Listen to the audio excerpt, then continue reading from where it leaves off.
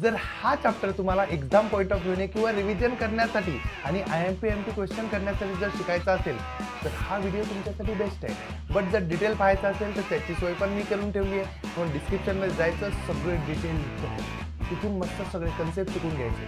पण जर उद्या एक्झाम आहे, आज करायचं आहे, पण याच्या बाहेरचे क्वेश्चन येतील नाही. मी गॅरंटी देतो एका तासात चॅप्टर कंप्लीट असेल.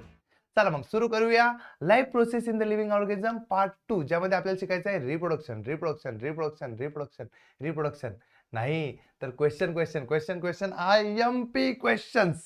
चला मग सगळ्यात पहिली गोष्ट तर क्वेश्चन असा येतो, याच्यात डेफिनेशन खूप आहे आणि ह्या डेफिनेशन दरवर्षी एक्झाम मध्ये विचारतात. मग डेफिनेशन मी तुम्हाला सांगेल की ही डेफिनेशन लर्न करा, व्हिडिओ पॉज करायचा, लिहून घ्यायची, पाठ करून घ्यायची, झालं. सगळ्यात पहिली डेफिनेशन ती म्हणजे रिप्रोडक्शन म्हणजे काय. एक्झाम मध्ये नाही विचार, फक्त मी तुम्हाला सांगतो. तर काय असते, तर कोणीतरी असते, कोणीतरी म्हणजे एक स्पेसिस असते. पहा हे स्पेसिस असते, हे काय करते, हे याच्याच सारखा दुसरा नवीन जीव तयार करते. याला आपण काय म्हणतो, रिप्रोडक्शन म्हणतो. बट हे कधी एक्झाम मध्ये येत नाही आणि याच्याबद्दल तुम्हाला सगळ्यांना माहिती आहे. मग पहा काय, formation of a new organism, एक नवीन ऑर्गॅनिझम तयार करणे ऑफ अ सेम स्पेसिस. पण कोणता, सेम स्पेसिसचा, बाय अर्लियर स्पेसिस, मागच्या स्पेसिस पासून स्वतःच्या स्पेसिसचा नवीन ऑर्गॅनिझम तयार करणे इज कॉल्ड एज रिप्रोडक्शन. आता हे एक्झाम मध्ये येणार नाही, पण ह्याच्यामधल्या ज्या ज्या कामाच्या डेफिनेशन आहेत सांगतो त्या करायच्या. एक मिनिटात चांगली करायची, जशी की अशी वाली की what are the type of reproduction. तर दोन टाईपचे रिप्रोडक्शन असतात. एक असते सेक्शुअल रिप्रोडक्शन, एक असते असेक्शुअल रिप्रोडक्शन. हे काय असते तर डिटेल समजेल. पहिले तर असेक्शुअल कडे जाऊ आपण. चला, असेक्शुअल रिप्रोडक्शन काय असतं, तर असेक्शुअल रिप्रोडक्शन म्हणजे असं रिप्रोडक्शन ज्याच्यामध्ये एकच जण, दोन जण नाही, एकटाच व्यक्ती दुसऱ्या प्राण्याला जन्म येतो, म्हणजे समोरच्या पिढीला जन्म येतो. म्हणजे एकाच जणाच्या पासून दोन जण तयार होतात. Is called as asexual reproduction. मग process of formation of new organism by an organism of same species without involvement of gametes. म्हणजे ज्याच्यामध्ये मेल गॅमेट फिमेल गॅमेट असं काहीच नसेल, अशा याला म्हणतात असेक्शुअल रिप्रोडक्शन. ज्याची डेफिनेशन विचारतात, पटकन बना, लिहून घ्या, पाठ करा. चलो पटकनी. Process of formation of organism by an organism of a same species without involvement of gametes. Without involvement of gametes म्हणजे ना मेल गॅमेट ना फिमेल गॅमेट, काहीच नाही. एकटा जीव सदाजीव. म्हणजेच काय, हा पहा एकटा होता, त्याचे एकाचे थोड्या वेळाने काय झाले, दोन झाले, झालं रिप्रोडक्शन.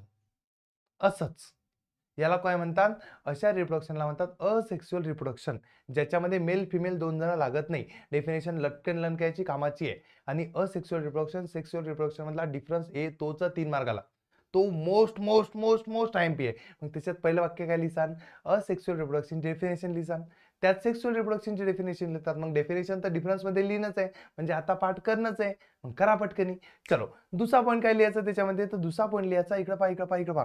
पहा या प्रोसेसमध्ये इन्व्हॉल्व होत नाही. काय इन्व्हॉल्व होत नाही, गॅमेट्स इन्व्हॉल्व होत नाही. मेल गॅमेट फिमेल गॅमेट यामध्ये नसतात. मग आता मेल गॅमेट फिमेल गॅमेट नसतात म्हणजे काही प्रॉपर्टी फिमेल कडून येतील, काही प्रॉपर्टी मेल कडून येतील, असं काहीच नाही आहे. त्याच्याचमुळे हा याच्यामधला जो न्यू ऑर्गॅनिझम असतो, हा दुसरा पॉईंट लिहायचा. सेकंड पॉईंट हा डिफरन्स मधला, organism has exact genetic similarity with the reproductive organism. म्हणजे जो पॅरेंट असतो, जो कोण असतो पॅरेंट असतो, हा आणि हा बिलकुल एक्झॅक्टली सेमच असतात. कारण काय, नवीन काही प्रॉपर्टीज आल्याच नाही. फिमेलच्या प्रॉपर्टीज येतील, मेलच्या प्रॉपर्टी, तुमच्या आईकडून काही प्रॉपर्टी येतील, वडिलांकडून काही प्रॉपर्टी येतील, म्हणून तुम्ही वेगळे दिसता. याच्यामध्ये एकच जण आहे, मग सगळं जसा तसा असतो. म्हणून यात काय लिहायचं की ऑफस्प्रिंग, ऑफस्प्रिंग म्हणजे नवीन जो लेकरू असते तो, किंवा new organism is exactly similar, किंवा exact genetically similar to the parents. याच्या पॅरेंट्स सोबत तो बिलकुल सेम असतो. राहील लक्षात, मस्त. मग याच्यात पहिली गोष्ट लिहायची, गॅमेट्स इन्व्हॉल्व नसतात. दुसरी गोष्ट लिहायची, नवीन ऑर्गॅनिझम जुन्या ऑर्गॅनिझम सारखा एक्झॅक्ट सिमिलर असतो. आणि तिसरी महत्वाची गोष्ट, यात पॅरेंट्स किती आहे, एकच आहे, मेल फिमेल काही नसते. म्हणून काय, तर this is a uniparental reproduction. Uniparental, uni means one, it occurs by mitosis. पाहून घ्या, हे फक्त एकाच पॅरेंट्स मध्ये होते, एकच पॅरेंट्स, गरज नाही दुसऱ्या तिसऱ्याची. मग हा तिसरा पॉईंट तुमच्या डिफरन्स मधला. आणि चौथा पॉईंट डिफरन्स मधला काय असेल, it occurs by mitotic cell division. आपण मिओसिस मायटोसिस शिकलो, ज्यामध्ये मिओसिस मुळे रिप्रोडक्शन होत जाईल. तर लक्षात ठेवा, हे रिप्रोडक्शन मायटोसिस मुळे होते. कशामुळे, ते मायटोसिस मुळे. मग या रिप्रोडक्शन साठी जो जिम्मेदार गडी आहे, सेल डिव्हिजन आहे, कोणता आहे ते, मायटोसिस. मग 4 पॉईंट तर इथंच भेटले. पहिला डेफिनेशन, दुसरा new organism is exactly similar to old, तिसरा युनिपॅरेंटल, आणि चौथा काय लिहायचा, इट ऑकर्स बाय मायटोसिस. राहील का लक्षात, जमल, अरे बोलो, यस नो कुछ बोलो. 4 पॉईंट इथंच भेटले, बाकीचे समजतील धीरे धीरे. चला पहा दुसरी गोष्ट. आता पहा, याचा फायदा काय आणि याचं नुकसान काय? पहिला याचा फायदा असा, ही प्रोसेस पटापट होते. म्हणजे आपल्याला कसं ह्युमन मध्येच 9 महिने लागतात बाळाला जन्म घ्यायला. इकडे नाही लागत. इकडे पटापट प्रोसेस होते. इकडे पटापट म्हणजे तुम्हाला सांगतो 10 ते 20 मिनिटामध्ये पण 20 मिनिटामध्ये पण एकाचे 2 होऊ शकतात. बॅक्टेरिया एका 20 मिनिटात एकाचे 2 होतात. ते पण कोणतं आहे? असेक्सुअल रिप्रोडक्शन आहे. आणि दुसरा पेन प्रॉब्लेम याचा, हे बघा, हा याचा फायदा आहे. आणि नुकसान याचं असं आहे की ॲब्सेन्स ऑफ जेनेटिक रिकॉम्बिनेशन. काहीच जेनेटिक रिकॉम्बिनेशन होत नाही. म्हणजे नवीन जो आला तो जुन्यासारखाच आहे. म्हणजे आधीपासून आतापर्यंत येणारे सगळे सारखेच आहे. याचा अर्थ त्याच्यामध्ये काहीतरी इन्व्हॉल्वमेंट, इम्प्रूव्हमेंट होणार नाही, अशी गोष्ट असते. राहील लक्षात? मस्त. आता असेक्सुअल रिप्रोडक्शन बद्दल जेवढे जेवढे तुम्ही शिकले, तसंच सेक्सुअल रिप्रोडक्शन बद्दल शिकू आणि दोघांना मिक्स करू, तेव्हा बनेल डिफरन्स. चला पहा. आता असेक्सुअल रिप्रोडक्शन कोणामध्ये होते? तर हे होते बऱ्याचशा युनिसेल्युलर मध्ये. कशामध्ये होते? तर बऱ्याचशा युनिसेल्युलर मध्ये होते. युनिसेल्युलर म्हणजे कोणते? आता मी काय म्हणतो, युनिसेल्युलर म्हणजे कोणते? अरे एक मिनिट. युनिसेल्युलर म्हणजे कोणते? तर एका सेलवाले. मग त्याच्यामधले टाईप सांगा. तर याच्यावर मोठा क्वेश्चन एकदा आलेला आहे, एकचदा आलेला आहे की explain asexual reproduction in unicellular organism. मग डायरेक्ट एक्सप्लेन आलं. एक्सप्लेन म्हणजे सगळं एक्सप्लेन करा. मग त्यात तुम्हाला सगळं एक्सप्लेन करायचं होतं. तर पहिले लिहायचं असेक्सुअल रिप्रोडक्शन इन युनिसेल्युलरचे 3 टाईप आहे. किती टाईप आहे? 3 टाईप. मग देर आर 3 टाईप. कोणकोणते 3 टाईप आहे? तर तुमचे जे पार्ट पाहिजे 3 टाईप. एकदा तर फक्त असं दिलं तर एक डब्बा आलता, मधात लिहिलं होतं asexual reproduction in unicellular organism आणि त्याला 3 हातपाय दिले ते काढून. मग एक पहिला टाईप कोणता आहे? तर पहिला टाईप आहे बायनरी फिजन. पहिल्या टाईपचं नाव पाठ करा, लवकर म्हणा, माझ्या मागे म्हणा. Binary fission, binary fission, binary fission, binary fission. दुसरा टाईप कोणता आहे? दुसरा टाईप आहे बडिंग. दुसरा कोणता आहे? बडिंग. आणि तिसरा कोणता आहे? Multiple fission. याच्याबद्दल डिटेलमध्ये सांगतो कारण याच्यावर क्वेश्चन बरेचसे येतात. मग बायनरी फिजन, दुसरा आहे मल्टिपल फिजन आणि तिसरा आहे budding. Binary fission, multiple fission, budding. तुम्हाला काय करायचं आहे? फक्त त्याचं नाव पाठ करणं आहे आणि तो कोणत्या ऑर्गॅनिझम मध्ये होते एवढं पाठ करणं आहे, बाकी काहीच नाही. एवढंच तर कोणाचंही पाठ होते. मग पटकन म्हणा binary fission, multiple fission, budding. Comment पण टाका binary fission, multiple fission, budding. Binary fission, multiple fission, budding. एका तासात व्हिडिओ संपते. फक्त तुम्ही लक्ष देऊन चाल द्या. तुम्हाला 2 तास लागतील करायला कंप्लीट. चला पहा. आता बायनरी फिजन बद्दल पहिली गोष्ट लक्षात ठेवायची की बाय बाय म्हणजे 2. याच्यामध्ये एका सेलचे 2 सेल होतात. म्हणून the parent cell divide into 2 similar daughter cell. मग एका सेलचे किती सेल होतात? 2 सेल होतात. यालाच कोणतं फिजन म्हणतात? Binary fission. ही प्रोसेस कोणत्या प्रोसेसमुळे होते? तर हे मायटोसिसमुळे होते किंवा अमायटोसिसमुळे होते. आता अमायटोसिस काय असते हे शिकायचं असेल तर डिटेलवाला व्हिडिओ बघून घ्यायचा. पण आता लक्षात ठेवा की ही प्रोसेस जी होत असते ही मिओसिसमुळे नाही, तर ही मायटोसिस किंवा अमायटोसिसमुळे होत असते. तिसरा पॉईंट काय आहे? तर perform usually during favourable condition. हे लय महत्वाचं आहे. बायनरी फिजन सोबत एक शब्द लक्षात ठेवा, FAVOURABLE. फेवरेबल कंडिशन म्हणजे जेव्हा या ऑर्गॅनिझमला खायला प्यायला राहायला मस्त असते, म्हणजे अबंडंट मस्त लय मोठं फूड असते अवेलेबल, तेव्हाच हा बायनरी फिजन करतो. आणि याच्यावर तुम्हाला कोरिलेशन येते की बायनरी फिजन कधी होते? तर फेवरेबल कंडिशन म्हणजे अशी कंडिशन जेव्हा फूड चांगलं अवेलेबल असते तेव्हाच बायनरी फिजन होते. मग सर बायनरी फिजन कोणामध्ये होते? तर बायनरी फिजनचेच 3 टाईप आहे. तुम्ही म्हणसान अरे अरे हा, बायनरी फिजनचे किती टाईप आहेत? 3. कसं? तर पहा, जर समजा फिजन होताना म्हणजे एका सेलचे 2 सेल होताना कुकोनही ऑर्गॅनिझम कटला, कुकोनही म्हणजे कसाही कटला, आडवा उभा तिरपा तरपा कसाही कटला, तर तशाला म्हणतात सिंपल बायनरी फिजन. काय म्हणतात त्याला? Simple binary fission. लक्षात ठेवा. BF लिहितो मी सध्याचं इथं. Simple binary fission. Simple binary fission कोणामध्ये होते? बॅक्टेरियामध्ये आणि अमिबामध्ये होते. पहा आता अमिबाला पहिलेच तर आकार नाही म्हणून तो कुठूनही कट होते आणि त्याचे 2 तयार होतात. मग याला म्हणतात सिंपल बायनरी फिजन. मग बायनरी फिजन म्हणजे एकाचे 2 होणे is called as binary fission. It is occurs with the help of mitosis or amitosis. It occurs in a favorable condition. ह्या 3 गोष्टी लक्षात ठेवायच्या आणि त्याचे टाईप झाले. 4 पॉईंट संपला. जर मोठा क्वेश्चन आला तरी मार्क्स पडतात ना, कारण होऊन जाते. चला पहिला टाईप कोणता आहे? Simple binary fission. हे कोणामध्ये होते? बॅक्टेरियामध्ये होते किंवा अमिबामध्ये होते. लक्षात ठेवायचं. दुसरा ट्रान्सव्हर्स बायनरी फिजन. जेव्हा एखादा ऑर्गॅनिझम आडवा कट होतो, ट्रान्सव्हर्सचा अर्थच होते हॉरिझॉन्टल. हॉरिझॉन्टल. जेव्हा एखादा ऑर्गॅनिझम आडवा कट होतो, आडवा समजते ना, पहा उभा होता, याला असा कट झाला, असा कट झाला, असा कट झाला, 2 तयार झाले. मग असा आडवा कट होतो त्याला म्हणतात ट्रान्सव्हर्स बायनरी फिजन. आणि ट्रान्सव्हर्स बायनरी फिजनचं एक्झाम्पल लक्षात ठेवायचं पॅरामेशियम. काय लक्षात ठेवायचं? ही पॅरागॉनची चप्पल लक्षात ठेवायची, त्याचं नाव आहे पॅरामेशियम. मग amoeba simple binary fission, transverse मध्ये पॅरामेशियम. आणि लॉन्जिट्युडनल जेव्हा एखादा ऑर्गॅनिझम उभा कट होतो तेव्हा त्याला म्हणतात लॉन्जिट्युडनल बायनरी फिजन. मग त्याचं एक्झाम्पल आहे युग्लिना. हा युग्लिना पहा उभा कट झाला की. मग जो उभा कट होते त्याला काय म्हणतात, युग्लिना. मग ही 3 टाईप लक्षात ठेवायचे. बायनरी फिजन, पटकन कमेंटमध्ये टाका, binary fission, transverse fission, longitudinal fission. माझ्या मागे म्हणा, binary, transverse, longitudinal, binary, transfer, binary. Simple होते कोणामध्ये होते, सिंपल अमिबामध्ये होते. ट्रान्सव्हर्स कोणामध्ये होते, पॅरामेशियम मध्ये होते. आणि लॉन्जिट्युडनल कोणामध्ये होते, युग्लिनामध्ये. कशात होते, युग्लिना.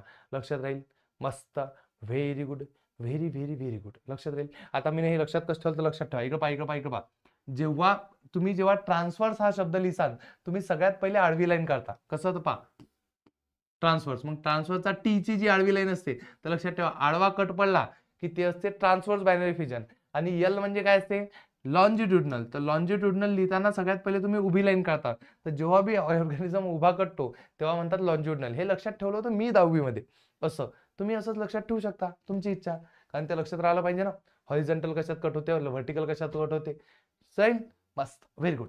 नेक्स्ट गोष्ट, सर बायनरी फिजन अजून कशात होते का, तर हो, आपल्या सेलमध्ये पण बायनरी फिजन होते. कोण करते आपल्या सेलमध्ये बायनरी फिजन, तर आपली सेल नाही करत.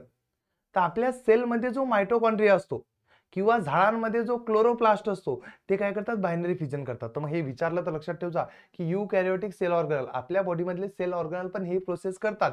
बट कधी कधी म्हणजे कोण, तर मायटोकॉन्ड्रिया आणि क्लोरोप्लास्ट. आता मायटोकॉन्ड्रिया कोण असं विचारसान तर एका झापडीत म्हणजे इकून झापड मारेन, तुम्हाला मोबाईलच्या बाहेर तुमचा गाल हलवेल. मायटोकॉन्ड्रिया तोच एनर्जी तयार करणारा गडी, एटीपी वाला माणूस. चलो, आता बायनरी फिजन म्हणजे कोण असते, नंतर कोण असते, मल्टिपल फिजन. तर एक लक्षात ठेवा, जेव्हा चांगली कंडिशन असते तेव्हा एकाचे 2 लेकर होतात, त्याला म्हणतो बायनरी फिजन.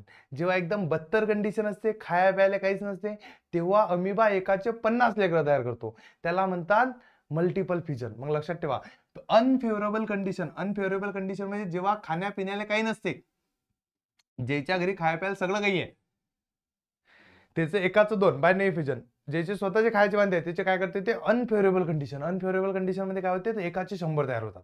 मग अमिबा काय करतो, स्वतःसारखे 100-150 तयार करून टाकतो, कधी अनफेवरेबल कंडिशन मध्ये. पण हे सहजासहजी होत नसते, याची एक डिटेल प्रोसेस आहे. पण डिटेल प्रोसेस आजपर्यंत एक्झाम मध्ये आली नाही, पण मी तुम्हाला डायरेक्ट सांगून देतो काय असते.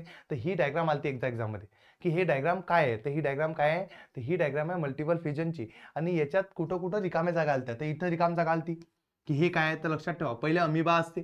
मग अमिबाला जेव्हा असं वाटते की शेट यार, खायला काहीच नाही, आता मी काय करू, मग तो काय करतो, त्याचे सगळे जे हातपायासारखे असे टोकं बाहेर गेले, त्याला सुडोपोडिया म्हणतात, ते सगळे टोकं अंदर घेऊन घेते आणि तो गोल बनून जाते. अमिबा काय म्हणते, सगळे हात टोकं अंदर घेते आणि गोल बनते. मग लक्षात ठेवा, formation of pseudopodia stops and movement stop. सगळ्यात पहिले जेव्हा त्याला खायला काही नसते, अनफेवरेबल कंडिशन आली, की ते हे टोकं गायब करून टाकते आणि मुवमेंट त्याची स्टॉप होते, तो एकाच जागेवर थांबते. नंतर become round and covered over protective cyst, आणि तो काय करतो, राऊंड बनतो आणि त्याच्यावरती कव्हर तयार करतो. त्या कव्हरला म्हणतात सिस्ट. पहा, यानं पहा ही कव्हर तयार केली निळ्या कलरची, याला काय म्हणतात, सिस्ट म्हणतात. काय म्हणतात त्याला, सिस्ट. नंतर तो काय करतो, तो नंतर का, in the cyst repeated nucleus division take place forming many nuclei. याच्या अंदर याच्या न्यूक्लियसचं डिव्हिजन होते. पण न्यूक्लियसचं डिव्हिजन झालं, मग खूप सारे न्यूक्लिय तयार झाले, division of nucleus and cytoplasm. तर हे नाव लक्षात ठेवा. पहिला पॅरेंट अमिबा, नंतर दुसरं काय आहे, सिस्ट, तिसरं कोणतं आहे, division of nucleus and cytoplasm. त्यात न्यूक्लियसचा सायटोप्लाझमचं डिव्हिजन झालं. नंतर सायटोप्लाझम डिवाइड होते आणि cyst persist in adverse condition. आणि हा जो सिस्ट आहे हा तोपर्यंत तुटत नाही जोपर्यंत कंडिशन खराब आहे. जोपर्यंत बाहेरची कंडिशन खराब आहे तोपर्यंत सिस्टच्या ते सगळे अमिबा, छोटे छोटे अमिबा, त्याला अमिबुले म्हणतात, ते सगळे अमिबुले अंदरच राहतात जोपर्यंत बाहेरची कंडिशन खराब आहे. आणि जशी बाहेरची कंडिशन चांगली झाली, म्हणजे बाहेरची कंडिशन चांगली झाली म्हणजे अरे फेवरेबल कंडिशन झाली की कॉंग्रॅच्युलेशन, अमिबुले. मग असे हे सिस्ट ब्रेक होते आणि त्याच्यातून खूप सारे daughter amoeba, DAUGSTR, daughter amoeba बाहेर निघतात. समजलं का, सांगा पटकन. किती सोपी प्रोसेस होती. मग ही एक्झाम मध्ये येणार नाही, पण डायग्राम येऊ शकते. मग डायग्राम ऑलरेडी दिलेली राहील आणि डायग्रामवर क्वेश्चन विचारतील, मग ते डायग्रामवरचे नावं पाठ ठेवा, बाकीचं काही ठेवायची कंडिशन नाही. पण याच्यावर सांगतो, हा क्वेश्चन फिक्स पकडा. कोणता, तर बायनरी फिजन आणि मल्टिपल फिजन याच्यामधलं रिलेशन मला क्वेश्चन नक्की येणार आहे. कोणता क्वेश्चन येतो तर लक्षात ठेवा, बायनरी फिजन हे होते फेवरेबल कंडिशन मध्ये, VOURABLE फेवरेबल कंडिशन मध्ये. आणि कोणता आहे मल्टिपल फिजन, हे कधी होते अनफेवरेबल कंडिशन मध्ये, FAVOURABLE. हे लक्षात ठेवजा, कारण हे एक्झाम मध्ये कामात पडेल. मी सांगतोय तो सुन लो बेटा, 15 मिनट हो गए, जल्दी जल्दी सीख लो, क्योंकि ये चॅप्टर बहुत बड़ा आहे, काफी बड़ा आहे. चला ऐका. नंतर काय होते, बडिंग. बडिंग आज लोक एक्झाम मध्ये आले नाही, पण युनिसेल्युलर मधलं बडिंग मध्ये फक्त एवढं लक्षात ठेवा की बडिंग कशामध्ये होते, तर बडिंग ईस्ट मध्ये होते. कशामध्ये होते, ईस्ट. आणि बस, बाकीचं काहीच नाही, हे काही नाही आलं एक्झाम मध्ये, येत बी नाही, करू बी नका, पाठ बी नाही करायचं गरज. मग लक्षात ठेवायचं काय, 3 आहे. Binary fission, multiple fission, budding. Binary fission कशात होते, तर 3-4 एक्झाम्पल आहे. मल्टिपल फिजन कशात होते, अमिबामध्ये होते, आणि बडिंग कशात होते, ईस्ट मध्ये होते. अशा प्रकारे युनिसेल्युलरचं रिप्रोडक्शन संपलं. आता मल्टीसेल्युलर. मल्टीसेल्युलर म्हणजे असे की ज्याच्यामध्ये खूप सारे सेल आहे, तरी ते असेक्सुअल रिप्रोडक्शन करतात. असे कोण आहे, तर असे टोटल 5 आहे. लक्षात ठेवा, असेक्सुअल रिप्रोडक्शन वाले टोटल किती आहे, 5. मग लक्षात ठेवा, asexual reproduction in unicellular 3, budding, multiple fission, binary fission. Asexual reproduction multicellular organism जे लय मोठ्या सेलवाले आहेत तसे किती आहे, 5. या 5चे फक्त नावं पाठ करायचे, आणि ते कोणत्या, बघा त्या 5 टाईपचे नाव आणि ते कोण्या ऑर्गॅनिझम मध्ये होते एवढं पाठ करायचं, आणि डायग्राम पाहून घ्यायचे एक्झाम मध्ये फक्त, बस. कारण तुम्हाला डायग्राम वरच क्वेश्चन येईल, मी गॅरंटी देतो, लिहून देतो, कॉंग्रॅच्युलेशन, की डायग्राम वरच क्वेश्चन येईल. पहा कोणकोणते आहे, तर सगळ्यात पहिला टाईप आहे, आपण एक एक घेऊ. चला, सगळ्यात पहिला आहे फ्रॅगमेंटेशन. काय फ्रॅगमेंटेशन, तर एक्झाम मध्ये ही आकृती येईल. लक्षात ठेवा, एक्झाम मध्ये कोणती आकृती येईल, ही वाली आकृती एक्झाम मध्ये येईल, ही वाली. आणि मग म्हणतील सांगा हे काय आहे, तर हे काय होतं, तर शेवाय माहितीये, शेवाय. शेवाय असतो, हा शेवाय होता. तो शेवायचे एकाचे 2 तुकडे झाले, आणि हे 2 तुकडे दोघेही जिवंत आहे. हाई मेलानी, हाई मेलानी, झालं रिप्रोडक्शन, एकाचे 2 झाले. मग बस, फ्रॅगमेंटेशनचा अर्थ हाच आहे की 2 तुकडे होतात. मग ही आकृती पाहून घ्या, ही आली होती एक्झाम मध्ये, याच्यापैकी एखादी आकृती दरवर्षी येते. मग हे एखाद्याचे 2 तुकडे होणे इज कॉल्ड एज फ्रॅगमेंटेशन. आणि हे पण रिप्रोडक्शनच टाईप आहे. हे कोणामध्ये होते, तर हे अल्गी मध्ये होते, आणि त्या अल्गीचं नाव आहे स्पायरोगायरा, ज्याच्याबद्दल 8वी मध्ये आपण 9th क्लासमध्ये आपण शिकलो होतो 6 चॅप्टर, हा तेच, ब्रायोफायटा, थॅलोफायटा, त्याच्यामध्ये होता. मग लक्षात ठेवायचं, आकृती फ्रॅगमेंटेशन कशामध्ये होते, स्पायरोगायरा या अल्गीमध्ये काय होते, फ्रॅगमेंटेशन होते. दुसरी गोष्ट कोणती होती, तर हे झालं की दुसरंच लगेच, हे दुसरं आहे कोणतं, तर हे रिजनरेशन. रिजनरेशन म्हणजे हा असा प्राणी आहे की जर याला तुम्ही ना 3 याच्यात कट केलं, 3 याच्यात कट केलं, तर याच्या मुंडक्यातून याची पुरी बॉडी बाहेर निघते, याच्या या बॉडी मधून मुंडका आणि शेपटी बाहेर निघते, आणि याच्या शेपटीतून पूर्ण मुंडका आणि बॉडी बाहेर निघते. विचित्रच आहे. आणि 3 ऑर्गॅनिझम तयार होतात, म्हणजे हे मर ही नाही सकता. याला कापलं तुम्ही ना, हा अमर आहे, याला कापलं की एकाचे 3 तयार होतात, म्हणजे बस. याला म्हणतात रिजनरेशन. त्याची बॉडी रिजनरेट म्हणजे परत तयार होते. आणि हे कोणामध्ये होते, तर याचं एक्झाम्पल लिहायचं प्लॅनेरिया. कोणतं लिहायचं, प्लॅनेरिया. आणि ही आकृती लक्षात ठेवायची, हे प्राणी लक्षात ठेवायचे की हे प्लॅनेरियामध्येच होतं. मग ही डायग्राम पाठ ठेवा. ही डायग्राम जर एक्झाम मध्ये आली तर काय म्हणायचं, याला रिजनरेशन, रिजनरेशन, रिजनरेशन. आणि रिजनरेशन कशामध्ये होते, प्लॅनेरियामध्ये होते. कशात होते, प्लॅनेरिया, प्लॅनेरिया, प्लॅनेरिया, प्लॅनेरिया. तिसरी गोष्ट पहा, चलो त्याच्या बाद तिसरी गोष्ट कोणती आहे, हे आहे बडिंग. आता तुम्ही सांग बडिंग तिकडे झालं, तर हा ते बडिंग ईस्ट मध्ये होते. आणि सेम बडिंगची प्रोसेस हे होते हायड्रामध्ये. हायड्रा नावाचा ऑर्गॅनिझम लक्षात ठेवा, कोणता आहे, बडिंग कशामध्ये होते, हायड्रात. तर ही आकृती एक्झाम मध्ये येईल, आणि तुम्हाला या आकृतीमध्ये एक तर याचे नावं गायब करतील. तर नाव लक्षात ठेवा, हा हायड्रा आहे. या हायड्राला म्हणतात जसं थोडंसं बुड बाहेर निघते, थोडंसं टोक बाहेर निघते, त्या थोड्याशा टोकाला म्हणतात बड. काय म्हणतात त्या टोकाला, बड. आणि त्या थोड्याशा टोकातून पुराचा पुरा ऑर्गॅनिझम बाहेर निघते. पहा, पुराचा पुरा ऑर्गॅनिझम बाहेर निघला, याला म्हणतात नॅसेंट हायड्रा, नवजात हायड्रा. आणि जसा हा हायड्रा चांगला डेव्हलप होऊन जाते, तो त्या पहिल्या याच्यापासून अलग होऊन जाते, आणि झाले 2 हायड्रा तयार झाले. आणि या प्रोसेसला म्हणतात बडिंग. मग ही गोष्ट लक्षात ठेवा, बडिंग कशामध्ये होते, हायड्रामध्ये. आणि ही डायग्राम लक्षात ठेवा, डायग्राम येते क्वेश्चन, ऐका, डायग्रामच येते. पुढची गोष्ट, पुढचा गोष्ट कोणता आहे, तर मस्त आहे, ते आहे पुढचं व्हेजिटेटिव्ह प्रोपॅगेशन. ते याच्याबद्दल थोडंसं डिटेलमध्ये क्वेश्चन येऊ शकतो. व्हेजिटेटिव्ह प्रोपॅगेशन म्हणजे झाडांच्या अलग अलग, झाडांच्या फुलापासून नाही, तर फुल सोडून बाकीच्या सगळ्या अवयवापासून जेव्हा रिप्रोडक्शन होते त्याला म्हणतात व्हेजिटेटिव्ह प्रोपॅगेशन. तुम्हीच पाहिलं असेल की बरेचसे असे असतात, आलू पाला, आलूला असे कोंब येतात, ऊस पाला, उसाले कोंब येतात, गाजर मुळं पाहिले, याला पण कोंब येतात, काही काही पानाला मुळं येतात. मग अशा याच्यातून रिप्रोडक्शन होते. तर reproduction with the help of vegetative part of the plant such as root, stem and leaves is called as vegetative propagation. तर ही डेफिनेशन पाठ करा, ही विचारल्या जाऊ शकते. याला म्हणतात व्हेजिटेटिव्ह प्रोपॅगेशनची डेफिनेशन. लक्षात ठेवा की जेव्हा लीव्स मधून, रूट्स मधून, फुल सोडून कशामध्ये बी रिप्रोडक्शन होते तेव्हा काय म्हणतात, त्याला व्हेजिटेटिव्ह प्रोपॅगेशन. लक्षात ठेवा. याचं एक्झाम्पल काय दिसणार, आलू. आलूचे आईज असतात पा, हे डोळे डोळे असतात, त्यातून होते. कधी कधी ब्रायोफायलम, हे झाडाचं नाव आहे, त्या ब्रायोफायलम त्याच्या पानामधून होते. बर्ड्स किंवा लिप्स, शुगर केन किंवा ग्रास, गवत किंवा ऊस जो असतो त्याच्या इथून होते पा, त्याला बर्ड्स निघते. आणि नंतर कॅरेट आणि रॅडिश आहे, त्याच्यामधून कशात होते, रूट्स मधून होते. कॅरेट आणि रॅडिश मध्ये कशातून होते, बाय रूट्स. रूट्स म्हणजे मुळातून. हे लक्षात ठेव जा. व्हेजिटेटिव्ह प्रोपॅगेशन डेफिनेशन करून घ्या.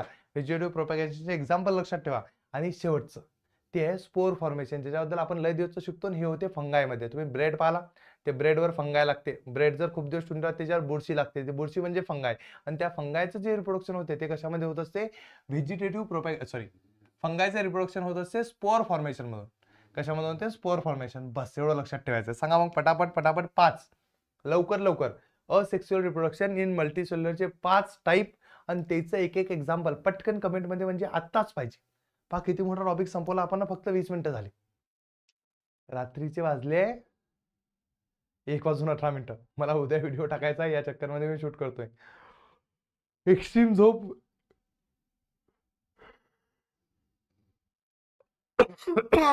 पण नाही, करायचा शूट. कमॉन, एनर्जी पुरी डाऊन आहे रे, सकाळपासून घेतोय, चालूच आहे. आज 5 लाईव्ह क्लास घेतले, 4-6 ऑफलाईन क्लास घेतले. पण शूट करायचं म्हणजे करायचं आहे. तुम्हाला अभ्यास करायचा आहे, व्हिडिओ पाहायचा आहे. मी सांगतो ते पाठ करायचं आहे. आता असेक्सुअल झालं, आता सेक्सुअल रिप्रोडक्शन, ज्याच्यामध्ये 2 पॅरेंट्स असतील. लक्षात ठेवा, 2 पॅरेंट्स म्हणजे एक मेल असेल, एक फिमेल असेल. असं असलं की त्या रिप्रोडक्शनला म्हणतात असेक्सुअल, नाही तर सेक्सुअल रिप्रोडक्शन. याच्यामध्ये मेल हा मेल गॅमेट देतो, फिमेल हा फिमेल गॅमेट देते, मग त्याच्यापासून ते बाकीचं तयार होते. ते सगळं डिटेल मी तुम्हाला शिकवतो. जे जे एक्झाम मध्ये येईल तेवढं शिकवेन. जर तुम्हाला पुरे डिटेल शिकायचं असेल, आहे डिस्क्रिप्शन मध्ये आहे लिंक सगळ्या, त्याच्यानुसार शिकून घ्या. चलो पहा, आता काय करायचं आहे. अरे बडिंग आलं डबल. अरे ऐसा कैसा हो रेला है, तुम ऐसा नहीं कर सकते. हा, सेक्शुअल रिप्रोडक्शन. सेक्शुअल रिप्रोडक्शन मध्ये एक गोष्ट लक्षात ठेवायची, याच्यामध्ये असतात गॅमेट्स. कोण असतात, गॅमेट्स. मेल मध्ये मेल गॅमेट, मेल गॅमेटला म्हणतात स्पर्म, लक्षात ठेवायचं. आणि फिमेल गॅमेटला काय म्हणतात, एग. आणि हा मेल गॅमेट आणि फिमेल गॅमेट हे मिओसिस न तयार होतात. लक्षात ठेवा, मेल गॅमेट फिमेल गॅमेट कालच शिकवलं आपण. हे कशानं तयार होतात, मिओसिस न तयार होतात, मायटोसिस न नाही. त्यामुळे याच्यामध्ये 23 क्रोमोझोम असतात. पहा, 23 क्रोमोझोम याच्यात, 23 क्रोमोझोम याच्यात. पण हे 23 क्रोमोझोमचं मेल गॅमेट फिमेल गॅमेट दोघं भेटतात. हे दोघं युनाइट होतात आणि याच्यापासून याचं होते फर्टिलायझेशन. मग सगळ्यात पहिले गॅमेट तयार होतात, नंतर फर्टिलायझेशन होते. आणि फर्टिलायझेशन झाले की झाला झायगोट तयार. यातले 23 आणि यातले 23 टोटल क्रोमोझोम 46, नवीन बाळ तयार. कॉंग्रॅच्युलेशन. त्याचं एम्ब्रॉय बनते, एम्ब्रॉय पोटात राहते, 9 महिन्यानंतर बाळ तयार होते. हीच गोष्ट आपल्याला शिकायची आहे. यालाच म्हणतात सेक्सुअल रिप्रोडक्शन. आणि सेक्सुअल रिप्रोडक्शन मध्ये 2 स्टेप असतात. पहिली स्टेप असते आपली गॅमेट फॉर्मेशन. मग जर कोणी विचारलं तर सांगायचं, कोणा नाही पेपरात विचारलं तर पहिलं गॅमेट फॉर्मेशन, ज्याच्यामध्ये गॅमेट तयार होतात, हॅप्लॉइड गॅमेट तयार होतात 23 क्रोमोझोमचे. ही प्रोसेस होते मिओसिसमुळे. मिओसिस प्रोसेस मध्ये gametes are form by meiosis. दुसरी गोष्ट, गॅमेट जे फॉर्म होतात, ते गॅमेट फॉर्म झाल्यानंतर होते fertilization. Male gamete female gamete भेटतो आणि दोघेपासून झायगोट बनतो. त्याच गोष्टीला फर्टिलायझेशन म्हणतात. याची एक्झाम्पल, याची डेफिनेशन एक्झाम मध्ये येऊ शकते. A diploid zygote is form in the process of union of haploid male and female gamete is called as fertilization. लक्षात ठेवायचं, फर्टिलायझेशनची एक्झाम्पल येईल. सॉरी, क्वेश्चन एक्झाम मध्ये येऊ शकते. मग मेल गॅमेट आणि फिमेल गॅमेट मिक्स होतात, त्याच्यापासून झायगोट बनतात. This process is called as fertilization. म्हणजे तुम्हाला 1-2 गोष्टी माहित पडल्या का, की सेक्सुअल रिप्रोडक्शन मध्ये 2 पॅरेंट्स असतात. जे नवीन लेकरू तयार होते त्याच्या एकदम पॅरेंट्स सारखं सिमिलर नसते. मग ह्याच गोष्टी असेक्सुअल रिप्रोडक्शन सोबत कम्पेअर करायच्या आणि लिहून टाकायच्या. मग पटकन सांगा, याच्यामध्ये reproduction that occurs with the help of somatic cell is called as asexual reproduction. asexual reproduction तुमच्या बॉडीच्या डायरेक्ट सेल मध्ये होत असते. जी पहिल्या ऑर्गॅनिझमची सुरू होते त्याच्यातच ऑर्ग होते. पण असेक्सुअल रिप्रोडक्शन म्हणजे गॅमेट तयार होतात. ते कोणत्या याच्यापासून तयार होतात, तर कालच शिकवलं तुम्हाला मी मिओसिस मध्ये, की गॅमेट्स हे मिओसिस मुळे तयार होतात. मग हे लक्षात ठेवायचं, सर्कल लिहायचं. Reproduction that occurs with the help of, इथं फक्त लिहायचं जर्म सेल. काय लिहायचं, जर्म सेल. बाकीचं जसं तसं सेम. इथं सोमॅटिक सेल, इथं काय लिहायचं, germ cell. Is called as sexual reproduction. Sexual reproduction हा कामाचा क्वेश्चन आहे. हे नवनीतच्या गाईड मधून पाठ करा, कुठून मी करा, पण मी सांगतो तेवढं पाठ करून घ्या. कारण त्याला असेक्सुअल रिप्रोडक्शन पहा. असेक्सुअल रिप्रोडक्शन होते सोमॅटिक सेल मध्ये, जर्म सेल मध्ये जे होते ते कोणतं असते, sexual reproduction. Point number 2. Point number 2 काय आहे, तर म्हणते male and female parents are necessary for sexual. Sexual मध्ये बाई माणूस दोघंही पाहिजे. असेक्सुअल मध्ये it is a uniparental process. Uniparental, PARENTL, uniparental process. Uniparental म्हणजे याच्यात एकच पॅरेंट्स असतो ना, मेल ना फिमेल, तोच सगळं काही. मग लक्षात ठेवायचं, याच्यात मेल फिमेल दोन्ही पाहिजे. त्याच्यात काय पाहिजे, फक्त एक कसं आहे, युनिपॅरेंटल आहे. मस्त. नेक्स्ट, पुढचं काय, the reproduction occurs with the help of mitosis only. याच्यात फक्त मायटॉसिस होते, याच्यात मायटॉसिस आणि मिओसिस सगळं होते. MEIOSIS. मिओसिसमुळे काय तयार होतात, गॅमेट तयार होतात, आणि गॅमेट तयार होऊन जो फर्टिलायझेशन झाल्यावर झायगोट बनला, त्या झायगोट पासून बाळ मायटॉसिस मुळे होते. मायटॉसिस. मग याच्यामध्ये बोथ मिओसिस आणि मायटॉसिस दोन्ही पाहिजे सेक्सुअल रिप्रोडक्शन मध्ये. असेक्सुअल रिप्रोडक्शन मध्ये काय पाहिजे, फक्त मायटॉसिस. सेक्सुअल मध्ये मिओसिस मायटॉसिस दोन्ही पाहिजे. This reproduction occurs with the help of meiosis and mitosis both. दोन्ही हे पाहिजे त्याच्यात. नंतर पहा बरं काय म्हणते, new individual form this method is genetically different from parent. Sexual reproduction मध्ये डिफरंट असतोच, कारण आई पॅरेंट वडील दोन कडून जीन्स येतात. याच्यामध्ये कसा असतो, बिलकुल new individual form in this method is genetically different आहे. तर काय लिहिसन, genetically same as parent. Parent आणि हे दोन्ही जण कसे असतात, एकदम सेम असतात. आणखीन काय लिहिसन सांगा पटापट. हे पाठ करायचं बरं, मी काय तोंडी सांगू राहिलो. याचे एक्झाम्पल दिले. आता याचे एक्झाम्पल लिहून टाकजा. सेक्सुअल रिप्रोडक्शनचे सगळेच एक्झाम्पल आहे. फ्लावर आहे, झाडांमध्ये होते, ह्युमन मध्ये होते, हे सगळं काय सेक्सुअल रिप्रोडक्शन आहे. बस मग हे 5 पॉईंट आहे. पण या 5 पॉईंट सोडून मी तुम्हाला बरेचसे सांगितले, ते सगळे लिहिजा. लिहिसान मस्त. नवनीत मधून 6 पॉईंट काढायचे, तेच पाठ करायचे. चलो पटापट, मी तुम्हाला ऑलरेडी 6 पॉईंट सांगितलेले आहे, पुरेचे पुरे पाठ करायचे. करताना लिहिलेले सगळे पॉईंट एकदा वाचून घ्या, व्हिडिओ पॉज करा, मागे जा आणि सगळे एकदा पाहून घ्या, कारण हा 3 मार्क्सचा मोस्ट आयएमपी क्वेश्चन आहे. 3 मार्क्सचा मोस्ट आयएमपी क्वेश्चन. या क्वेश्चन सारखा डबल क्वेश्चन येणे नाही, म्हणून लक्षात ठेवा, हा पाठ करूनच जा. चलो आता मी तुम्हाला सांगतो, याच्या पुढे मी जेवढेही तुम्हाला शिकवणार आहे त्याच्यावर सगळे 1-1 मार्काचे क्वेश्चन येतात. आजपर्यंत त्याच्यावर मोठा क्वेश्चन 3 मार्काचा फक्त एकच आला होता, IVF वरती, बाकी कोणताच नाही. बाकी सगळे MCQ 1 मार्क क्वेश्चन तसे येतात. 3 मार्काचे क्वेश्चन मध्ये सब क्वेश्चन येतील. म्हणून माझी प्रत्येक समोरची PPT, प्रत्येक नेक्स्ट स्लाइड हे एका क्वेश्चनचा आन्सर असेल. म्हणून लक्ष देऊन ऐकायचं आणि पटापट ऐकायचं, कारण आपल्याकडे जास्त वेळ नाहीये. आपल्याकडे फक्त आता अर्धा तास, म्हणून अर्ध्या तासात काय करायचं आहे.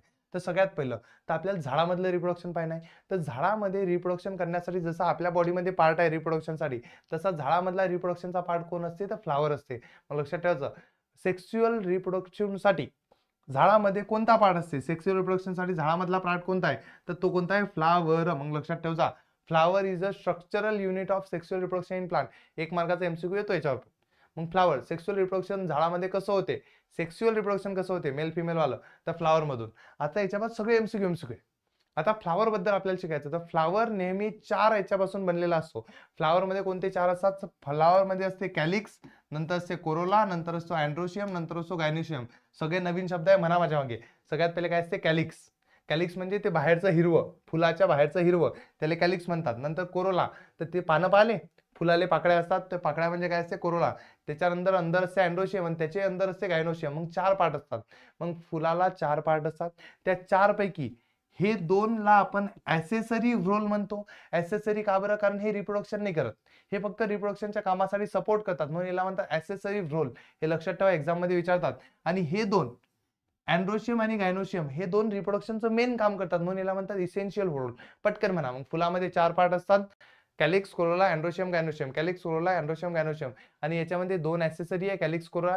CC इज ऍसेसरी आणि जो AG आहे तो कोणता आहे, इसेन्शियल रोल आहे. लक्षात ठेवजा. राहील लक्षात, मस्त, व्हेरी गुड. चलो आता अंदर जो आपण डिटेल गोष्टीसाठी याचा डिटेल व्हिडिओ अवेलेबल आहे आपल्याकडे, पण आपण तेवढा काही एकात करणार नाही. आता फक्त एक गोष्ट पाहू. कॅलिक्स कशाला म्हणतात, तर कॅलिक्स म्हणजे हे खालचं, फुलाच्या खालचं जे हिरवं हिरवं असते याला म्हणत असतात कॅलिक्स. लक्षात ठेवायचं, जास्त काहीच डोकं द्यायचं. कॅलिक्स याला म्हणतात, आणि याला ऍक्च्युअल मध्ये सेपल्स म्हणतात. काय म्हणतात, सेपल. आणि ते सगळे नेहमी कधी कोणत्या कलरचे असतात, ग्रीन कलरचेच असतात. कॅलिक्स मोस्टली ग्रीन कलरचंच असते, आणि त्याचं मेन काम काय आहे, ते या पाकळीला धरून ठेवणं. कारण तुम्ही खालचं हिरवं काढून टाकसान तर पाकळ्या पळून जातील. मग कॅलिक्सचं काम लक्षात ठेवजा, की मेंबर ऑफ कॅलिक्सचं काम काय, याला प्रोटेक्शन करणं. दुसरं आता दुसरं कोणतं होतं, कोरोला. कोरोलाच्या याला म्हणतात पेटल्स. पेटल्स म्हणजेच पाकळ्या. आणि पाकळ्या कोणत्या एका कलरच्या नसतात, गुलाबाचं 70 कलरचे येतात, म्हणून हे असतात व्हेरियसली कलर्ड, याचे अलग अलग कलर असतात. मग राहील का लक्षात, सांगा. कॅलिक्स म्हणजे ग्रीन कलरचा, कोरोला म्हणजे अलग अलग कलरचा. नेक्स्ट याच्या बाद महत्वाची गोष्ट म्हणजे आता उरले अँड्रोशियम आणि गायनोशियम. तर अँड्रोशियम म्हणजे फुलामधला माणूस, फुलामधला जो मेल पार्ट असतो, मेल पार्ट म्हणजे त्याला म्हणतात अँड्रोशियम. तर androecium is a male part of the flower, आणि त्याच्या मेंबरला स्टॅमेन म्हणतात. मग ते अँड्रोशियम मध्ये जेवढाही पार्ट येतो त्याला स्टॅमेन म्हणतात. त्याचं काही महत्वाची गोष्ट नाही, पण लक्षात ठेवा हे महत्वाची गोष्ट की अँड्रोशियम म्हणजे काय असते तर फुलाले या साईडनं अशी एक काडीची काडी असते. लक्षात ठेवा कोणत्याही फुलाले असे दांड्या दांड्या असतात म्हणतात. ह्या दांड्या दांड्या या दांडेला फिलामेंट म्हणतात आणि या दांडेच्या वरती असे एक पट्टीची पट्टी लायल असते, पिवळ्या पिवळ्या कलरची मोस्टली असते, तर याला म्हणतात अँथर. आणि ह्या दोन्ही गोष्टी मिळून काय बनते तुमचा अँड्रोशियम. अँड्रोशियम दोन गोष्टीपासून बनते, पहिला कोणता फिलामेंट आणि दुसरा कोणता अँथर. हा झाला तुमचा फिलामेंट, सॉरी हा झाली तुमची दांडीची दांडी म्हणजे फिलामेंट, आणि या फिलामेंटवर हे जे असते याला काय म्हणतात अँथर. आणि याच्यावरच असतात मेल गॅमेट. असं समजा की मेल गॅमेट कशावर असतात, याच्यावर असतात, कारण मेल पार्टवरतीच मेल गॅमेट असतील, मग या अँथरवर असतात मेल गॅमेट. आणि त्या मेल गॅमेटला जवळपास समजा असं म्हणा याला म्हणतात pollen grain, POLLEN pollen grain. मग हे पोलन ग्रेन कुठे असतात, अँथरवर असतात, हे लक्षात ठेवजा. आणि आपण काम पुढे चालतो. आता याच्यामध्ये मी तुम्हाला जेवढंही सांगतो याच्यावर MCQ बनवू शकतात. चलो दुसरं, गायनोशियम हा फिमेल पार्ट असतो. आता तुम्हाला एवढंच माहित पडलं मेल पार्ट कोणता, फिमेल पार्ट कोणता, ऍक्सेसरी कोणतं, इसेन्शियल कोणतं. मग हेच एक्झाम मध्ये विचारले जातात आणि हेच एक्झाम मध्ये तुम्हाला लिहिणं आहे, म्हणून लक्षात ठेवजा की हे जास्त काही खास कठीण नाहीये. हे तुम्हाला एकखट्ट पाठ नाही करणं, फक्त लक्षात ठेवणं की मेल कोणता फिमेल कोणता तेवढं लिहिता आलं पाहिजे. स्पेलिंग याचे लिहून पा पटापट. चलो पा, गायनोशियम काय असते, gynoecium is a female part. मग फिमेल पार्ट कोणता असते गायनोशियम. या गायनोशियम मध्ये तीन गोष्टी येतात, कोणकोणत्या. गायनोशियमला कम्प्लीट कार्पेल म्हणतात, पुऱ्या गायनोशियमला काय म्हणतात कार्पेल. याच्यामध्ये पा, याच्यामध्ये काय असते तर मधामध्ये इकडे पा, याच्यामध्ये एक लक्षात ठेवा वरचं जे टोक असते याला स्टिग्मा म्हणतात. मग एक खाली असा पोकळ पाईप असतो, त्या पोकळ पाईपाला स्टाईल म्हणतात. आणि या पोकळ पाईपाच्या खाली एक अंदर खाली बॅग भरलेली असते. बॅग म्हणजे जटी फिमेल गॅमेट असेल तशी बॅग, या अटी फिमेल गॅमेट असतात, त्याला म्हणतात ओव्हरी. मग तीन गोष्टीपासून आपला बनलेला असतो गायनोशियम. कोणकोणत्या गोष्टी आहे पटकन पहा, stigma style ovary. Stigma style ovary हे आपण पटापट घेतोय कारण हे एक्झाम मध्ये आजपर्यंत कधी आलेलं नाहीये, पण टेन्शन नको, चिल चालते. चलो मस्त, फक्त MCQ विचारू शकतात. आता काय होत असते तर सगळ्यात महत्वाची गोष्ट लक्षात ठेवा, हे बाकीचं जे मी आता पुरी डिटेल प्रोसिजर आहे हे मी डिटेल व्हिडिओ शिकवलेली आहे. आता शिकून काहीच फायदा नाही, कारण हे एक्झाम मध्ये येतच नाही कधी. मग जे MCQ एक्झाम मध्ये येते तेवढं मी सांगतो, बाकीचं टेन्शन घ्यायचं नाही. चलो नेक्स्ट पहा. मग आता ही प्रोसेस कशी होते हे काही जास्त कामाचं नाही, पण या प्रोसेस मध्ये जी सुरुवात होते ती लय महत्वाची आहे. आता लक्षात ठेवा, मेन गोष्ट अँड्रोशियम हा मेल पार्ट होता, गायनोशियम हा फिमेल पार्ट होता. काही काही फुलं अशी असतात त्यात इथंच अँड्रोशियम असतो आणि अँड्रोशियमच्या बाजूलाच गायनोशियम असतो, सॉरी मधात गायनोशियम असतो, गायनोशियमच्या आजूबाजूला कोण असतो अँड्रोशियम असतो. आता विचार करा की ज्या फुलामध्ये माई म्हणजे मेल पार्ट आणि फिमेल पार्ट दोन्ही असतो तशा फुलाले काय म्हणतात, तशा फुलाले म्हणतात बायसेक्सुअल फ्लावर. मग हे एक्झाम मध्ये येत्या, याचं एक्झाम्पल क्वेश्चन मध्ये विचारतात, मग तुम्ही चुकवता. लक्षात ठेवजा की काय तर बायसेक्सुअल फ्लावर ज्या फुलामध्ये, डेफिनेशन विचारली जा, a flower is called as bisexual flower if both androecium and gynoecium are present in the same flower. एकाच फुलामध्ये जर दोघेही असतील तर त्याला म्हणतात काय म्हणतात बायसेक्सुअल, कारण त्यात मेल फ्लावर फिमेल फ्लावर दोन्ही आहे. आणि एक लक्षात ठेवा त्याचं एक्झाम्पल लक्षात ठेवजा हिबिस्कस. मग बायसेक्सुअलचं एक्झाम्पल काय, हिबिस्कस घंटीचं फुल. याच्यामध्ये मेल गॅमेट फिमेल गॅमेट दोन्ही एकाच ठिकाणी असतात. लक्षात ठेवा, हे पहा हे मधातलं आणि हे बाजूचे, मग मेल फिमेल दोन्ही एकाच ठिकाणी असतात, याला म्हणतात हिबिस्कस. हिबिस्कस हिबिस्कस हे लक्षात ठेवा, घंटीचं फुल. मग बायसेक्सुअलचं एक्झाम्पल कोणतं आहे, हिबिस्कस. मग आता अशी झाडं की ज्याच्यामध्ये मेल अलग फ्लावरवर असतो, फिमेल अलग फ्लावरवर असतो, अशाला म्हणतात युनिसेक्सुअल फ्लावर. मग त्याच्यात एकच सेक्स असतो, मेल किंवा फिमेल. मग लक्षात ठेवा, या flower is called as unisexual if any one of the both, दोन पैकी अँड्रोशियम किंवा गायनोशियम पैकी एक जण, any one of the androecium और gynoecium whorl is present in the flower. Flower म्हणजे दोन पैकी एकच असला तर त्याला म्हणतात युनिसेक्सुअल. मग याच्या दोन्ही डेफिनेशन लक्षात ठेवा. आणि युनिसेक्सुअलचं एक्झाम्पल लक्षात ठेवा पपया. काय लक्षात ठेवा, पपया, पपयाचं फुल. मग आता लक्षात ठेवा, ज्या झाडामध्ये गायनोशियम असतो त्याला म्हणतात फिमेल फ्लावर, आणि ज्याच्यामध्ये अँड्रोशियम असतो फक्त त्याला काय म्हणतात मेल फ्लावर. हे दोन अलग अलग ठिकाणी असू शकतात, म्हणजे एकाच झाडावरती असतात लागलं ना. पण लक्षात ठेवा, मेल वेगळ्या फुलात, फिमेल वेगळ्या फुलात, मग त्याला म्हणतात असेक्सुअल, सॉरी युनिसेक्सुअल, आणि त्याला म्हणतात बायसेक्सुअल. जमेल मस्त.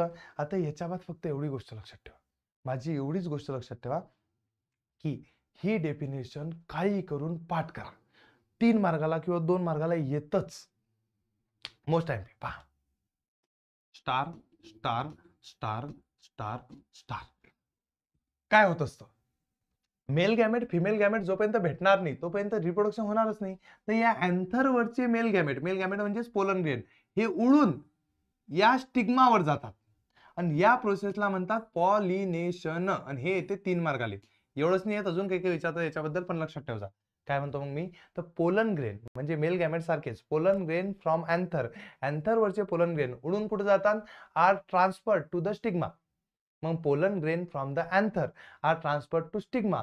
दिस इज कॉल्ड एज पॉलिनेशन.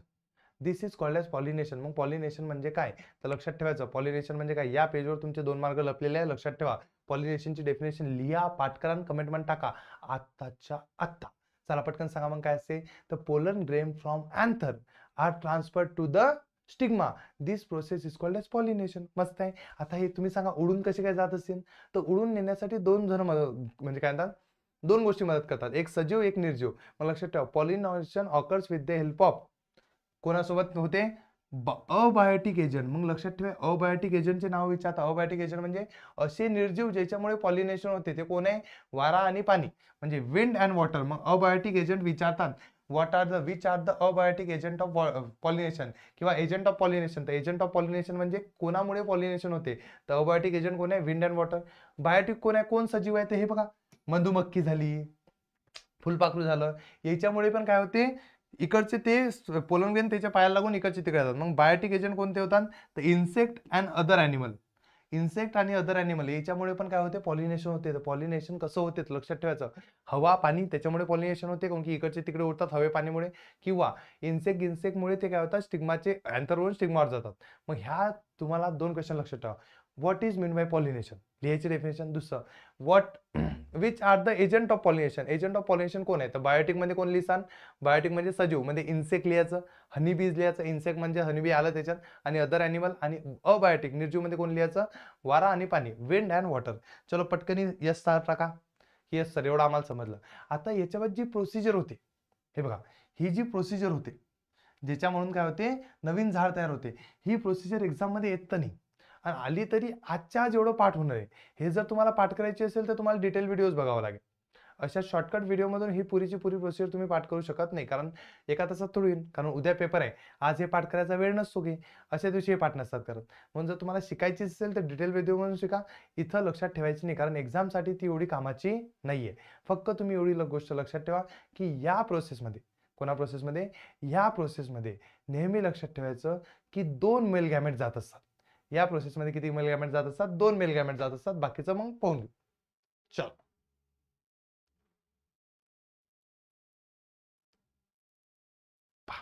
झालं, संपलं. फ्लावर मधला कार्यक्रम संपला. फ्लावर मध्ये एवढंच आहे. फ्लावर मध्ये बाकीच्या गोष्टीवर लक्ष द्यायचं नाही म्हणजे नाही, कारण जास्त काही येतच नाही. आता फ्लावरचं जे चित्र आहे ते चित्र एकदा आलं होतं. मग आता तुम्हाला जर आवडत असेल ड्रॉइंग काढणं, तर चित्र 2 वेळेस काढून पहा. तुमचं जर लक्षात राहत असेल तर व्हेरी गुड. त्याचे नावं किंवा लक्षात ठेवा, कॅलिक्सोला, अँड्रोशियम, गायनोशियम, स्टॅमेन, ते बाकीचं, बाकी टेन्शन नाही. आता मेल रिप्रोडक्टिव्ह सिस्टीम मध्ये काय काय एक्झाम मध्ये येतं, तर सगळ्यात पहिले येतो डायग्राम. मेल रिप्रोडक्टिव्ह आणि फिमेल रिप्रोडक्टिव्ह सिस्टीम हे एकमेव 2च डायग्राम अशा एक्झाम मध्ये, पुऱ्या पुस्तकामध्ये, ज्या एक्झाम मध्ये येऊ शकतात. मग ह्या male reproductive system, female reproductive सिस्टमची डायग्राम काढायची प्रॅक्टिस करून घ्या. याच्यामध्ये सगळ्या ग्लँड्सचे नावं लिहून घ्या. याच्यामध्ये असणाऱ्या सगळ्या ग्लँड्सचे नावं लिहून घ्या. याच्यामध्ये सगळ्या पार्ट्सचे नावं लिहून घ्या, कारण हे एक्झाम मध्ये येण्याचे चान्सेस आहे. मग 3 मार्क्ससाठी डायग्राम येऊ शकते, मग काढता आली पाहिजे. आणि याच्यासोबत फिमेलची बी पाहून घ्या. मग हा मेल रिप्रोडक्टिव्ह पार्ट जो मेलला असतो, आणि तो फिमेल रिप्रोडक्टिव्ह पार्ट जो कुठं असतो, फिमेलला असतो, फिमेलच्या बॉडीमध्ये. चलो पहा, मग आता याच्याबद्दल आपण डिटेल शिकूया. कारण कसं आहे, याच्याबद्दल जर आलं डिटेल तर काही सांगता नाही येत. पण मला माहिती आहे आजपर्यंत कधी डिटेल आलेलं नाहीये. फक्त मी तुम्हाला पटापट कामाच्या गोष्टी सांगतो, तेवढ्या ऐकून घ्या. पहिलं तर मेल रिप्रोडक्टिव्ह पार्ट मध्ये काय काय असतं हे विचारतात.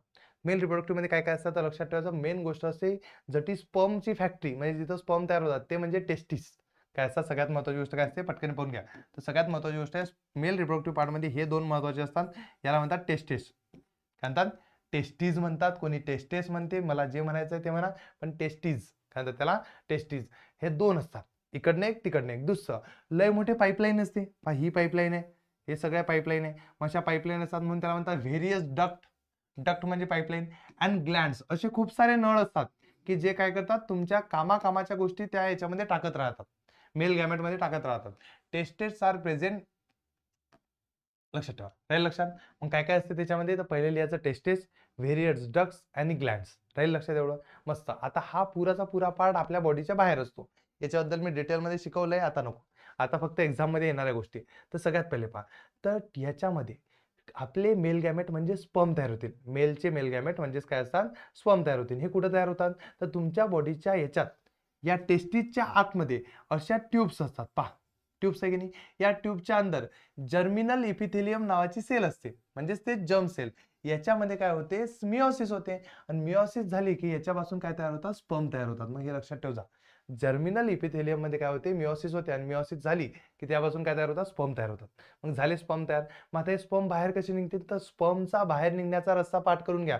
विचारू शकतात की स्पर्म तिथं तयार झाल्यावर बाहेर कसे येतात, तर स्पर्म सगळ्यात पहिले याच्या आतमधून, पहा याच्या आतमधून इथं येतात, या पोर्शनला म्हणतात रेटे टेस्टिस. मग सगळ्यात पहिले येतात ते रेटे टेस्टिस मध्ये. मग लक्षात ठेवा, पहिला नाव लिहायचं रेटे टेस्टिस, रेटे टेस्टिस, टेस्टिसच म्हणा, रेटे टेस्टिस.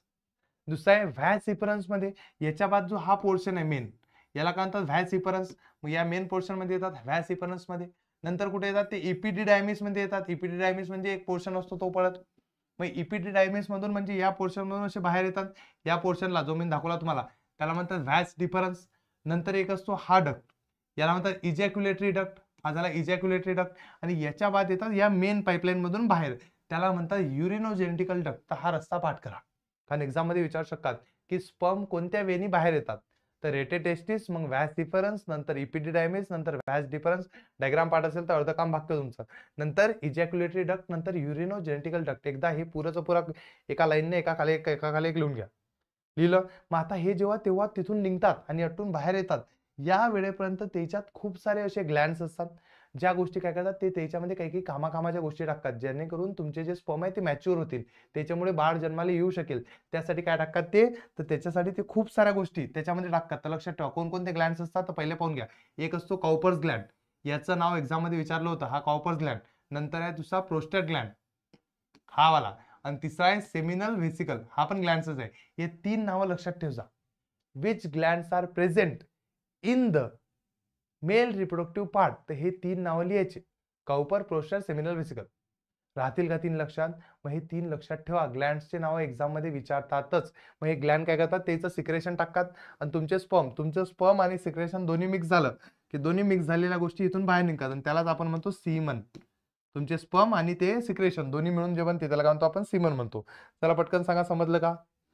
ह्या बाकीच्या गोष्टी लक्षातच नको ठेवू, कारण बाकीच्या गोष्टी करायला जास्त तर मग होणारच नाही. मी जेवढं सांगितलं तेवढंच, की बाहेर येण्याचा रस्ता लक्षात ठेवायचा, ते लक्षात ठेवायचं, बस. मस्त, व्हेरी गुड. आता पहा, ही मेल रिप्रोडक्टिव्ह सिस्टीम संपली, याचं काही जास्त का काम नाही. आता ज्यामध्ये जे येणारे क्वेश्चन आहे ते आहे हे, पहा ते लक्षात ठेवा. याच्यामधला जो इपिडिडायमिस सांगितला मी तुम्हाला, लक्षात ठेवा. या टेस्टिसच्या वरचा जो हा असतो, हे वायरिंग असते, बारीक बारीक गोल गोल गुंडावलेली वायर आहे. आणि ही वायर आहे की ही एवढी मोठी आहे की ही जवळपास 20 फुटाची वायर आहे. 20 फूट समजते ना, तुमच्या घराचं छत 12 फुटाचं आहे. 20 फूट तुम्ही एवढ्याशा याच्यात 20 फूट कसं काय मावलं, तर गोल गोल गुंडावून गुंडावून दाबून ठेवायला जात ते. मग लक्षात ठेवा की length of the each epididymis is about 6 metre. इपिडिडायमिसची लेंथ, या इपिडिडायमिसची लेंथ किती असते, 6 मीटर, म्हणजे 20-22 फूट, 20-21 फूट येते जवळपास. लेंथ ऑफ स्पर्म, स्पर्मची लेंथ असते 6 मायक्रोमीटर. हे एक्झाम मध्ये विचारतात, मायक्रोमीटर लक्षात ठेवा. 60 मायक्रोमीटरला म्यू एम लिहितात. हा, हे आहे मायक्रोमीटरचं साईन, एखाद्या वेळेस आलं तर लक्षात ठेवा. मायक्रोमीटर येते, मिलीमीटर, सेंटीमीटर नाही, मायक्रोमीटर. एकदम बारीकवाली सेल आहे, दिसत नाही तेवढ्यानं, खूप सारे असले तरच दिसतात, लक्षात ठेवा. मग स्पर्मची लेंथ मागच्याच एक्झाम मध्ये आलती, काय सांगताय ते यावेळेस येऊन जाईल फर्स्ट टर्म मध्ये. चलो, नंतर स्पर्म किती डिस्टन्स ट्रॅव्हल करतात, तर 6.5 मीटर डिस्टन्स ट्रॅव्हल करतात बाह्य एरियापर्यंत. 6 मीटरची तर इपिडिडायमिस आहे, आणि अर्धा मीटरचं बाकीचं, हे लक्षात ठेवा. आणि sperm need large amount of energy, स्पर्मला खूप सारी एनर्जी लागते, आणि ती एनर्जी कुठून भेटते, त्याला तर फ्रुक्टोज मधून भेटते.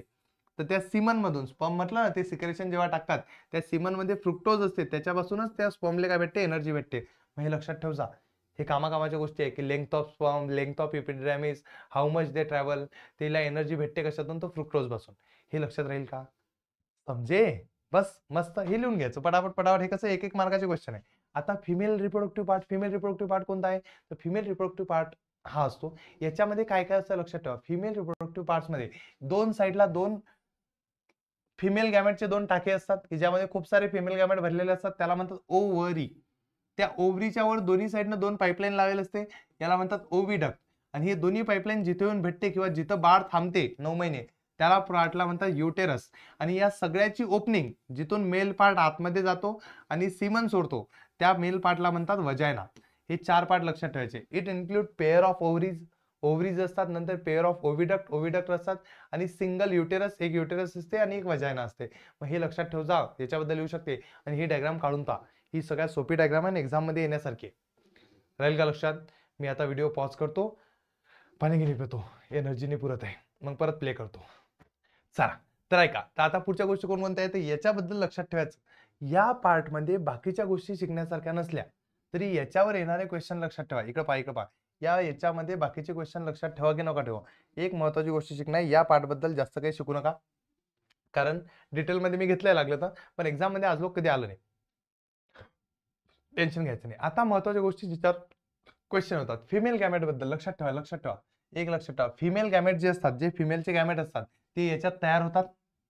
याच्यात काय होतात? तयार होतात. आणि दर महिन्याला एक फिमेल गॅमेट इकडनं असा, दर महिन्याला एक फिमेल गॅमेट इकडनं असा येत असतो, इथं राहतो आणि मग इथून बाहेर चालला जातो, त्याला आपण पिरियड्स म्हणतो. मग पुढच्या महिन्याला इकडनं येतो, असा राहतो, इथे येतो. आता हा जे फिमेल गॅमेट असतात, हे किती फिमेल गॅमेट असतात, कधीपासून असतात, हे आपल्याला महत्वाचं आहे. हे एक्झाम मध्ये विचारतात, तर लक्षात ठेवा. आपल्या बॉडीमध्ये स्पर्म मरेपर्यंत तयार होतात, टिल डेथ. आपल्या बॉडीमध्ये आपण एकदा 14, 15, 12, 13चं झालो, आपण एकदा प्युबर्टी आली की त्यापासून आपल्या मरेपर्यंत स्पर्म येतात. पण फिमेल बॉडीमध्ये तसं नसते. फिमेलचे जे एक्स असतात ते जन्म झाल्याबरोबर फिमेलच्या बॉडीमध्ये जवळपास 20 ते 40 लाख, 20 to 40 lakhs, यालाच इंग्लिशमध्ये म्हणतात 2 to 4 मिलियन, 2 ते 4 मिलियन फिमेल गॅमेटचं नाव असते. ओसाइट पण म्हणतात त्याला, एक्सेल पण म्हणतात, ओव्ह्यूम पण म्हणतात. तर हे काही बी नाव आलं तर याचा अर्थ एकच आहे समजा, लक्षात ठेवा. मग 2 to 4 million oocyte, immature oocyte, म्हणजे असे ओसाइट जे बाहेर येतील नाही, बट असे ओसाइट जन्मापासूनच अवेलेबल असतात. मग कोणाला जर कोणी विचारलं की फिमेलच्या बॉडीमध्ये at the time of birth, जन्माच्या वेळेस किती ओसाइट प्रेझेंट असतात, तर 2 ते 4 मिलियन. दुसरी गोष्ट, हे ओसाइट दर महिन्याला एक बाहेर येतो. दर महिन्याला किती एक बाहेर येतो हे, पण कधीपासून? जेव्हा कोणतेही फिमेल मॅच्युअर होते, म्हणजे वयाच्या 12, 13, 14 पासून हा एक बाहेर येणं सुरू होतो. दर महिन्याला एक बाहेर येतो. आणि वयाच्या 40, 45, 50च्या बाद बाहेर येणं बंद होऊन जातो. का बंद होऊन जातो? तर त्याच प्रोसिजरला म्हणतात मिनोपॉज. म्हणजे वयाच्या 45 नंतर हे पिरियड्स येणं कमी होतात किंवा बंद होतात. मग याच गोष्टीला म्हणतात मिनोपॉज. म्हणजे त्यानंतर फिमेल आई बनू शकत नाही. पण मेलचं कसं आहे, तो वयाच्या 60 मध्ये पण फादर बनू शकतो, चान्सेस आहे. फिमेल बनू शकत नाही. मग हे गोष्ट लक्षात ठेवा की वयाच्या 40-45 मध्ये फिमेल सेल, म्हणजे एक सेल बाहेर येणं बंद होतात. त्या प्रोसेसला आपण काय म्हणतो? मिनोपॉज. काय म्हणतो याला? मिनोपॉज. लक्षात ठेवा.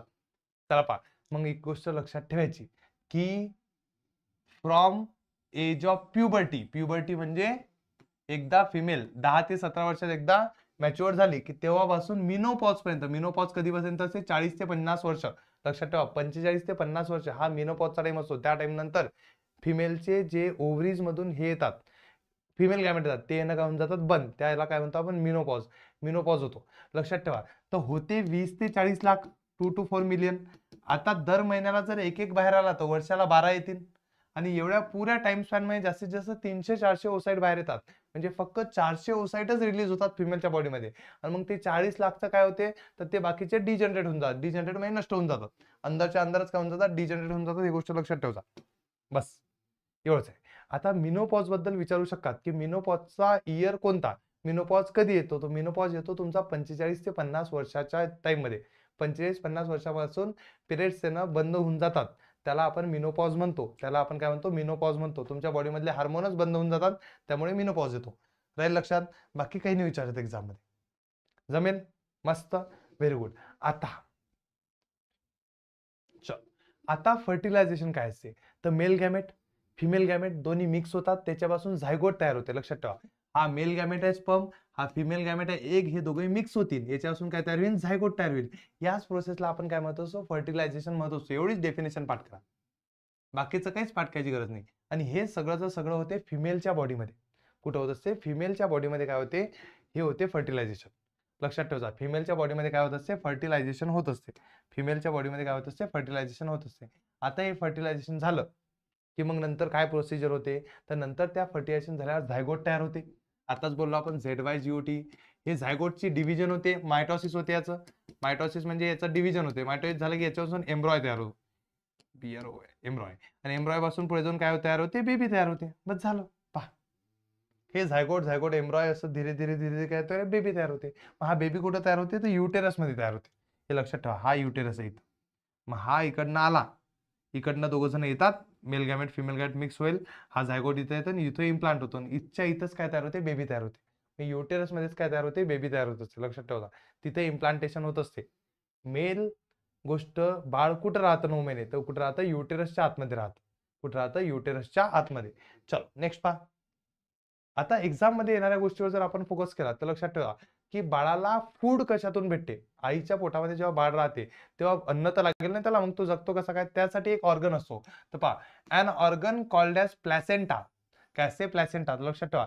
अटी, या युटेरसच्या वॉलला हा एक ऑर्गन असतो, त्याला काय म्हणतो आपण, प्लॅसेंटा म्हणतो. या प्लॅसेंटा मधून एक नळी जाते आणि त्या नळीला आपण म्हणतो इम्बिलिकल कॉर्ड.